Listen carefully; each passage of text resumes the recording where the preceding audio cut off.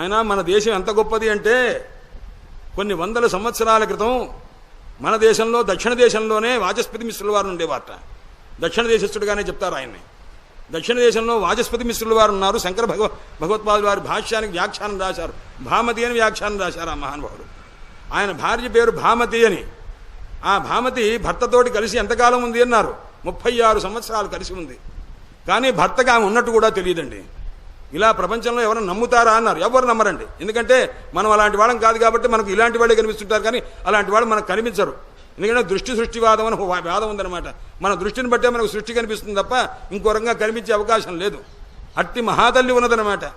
ఆ మహాతల్లి 36 సంవత్సరాలు ఉంటే బహిష్టైతే ఏమైంది అన్నారు. 4 రోజులు కనిపించకుండా ఎక్కడో అవతల ఉండేదిట.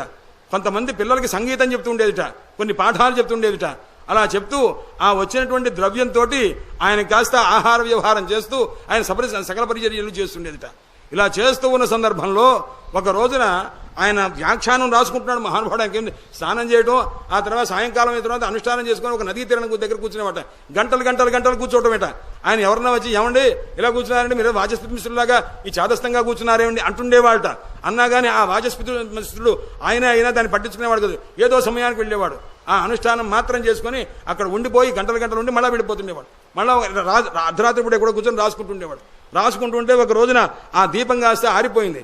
దీపం ఆరిపోతుంటే ఆరిపోయిన విషయం కూడా రాసేసుకుంటున్నాడు. ఆమె మాత్రం అక్కడ మేల్కొనింది. భర్త నిద్రపోతే కానీ తాను నిద్రపోదు.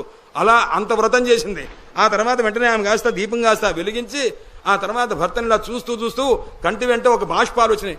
ఆనంద బాష్పాలటువంటి మహనీయుడిని సేవించే అదృష్టం నాకు కలిగింది అని చెప్పి ఆవిడ కంటి వెంట వచ్చినటువంటి ఆనంద బాష్పాలు ఆయన తొడ మీద ఆ పంచె తడిసిపోయేంతలాగా పడిపోయినాయి అనమాట.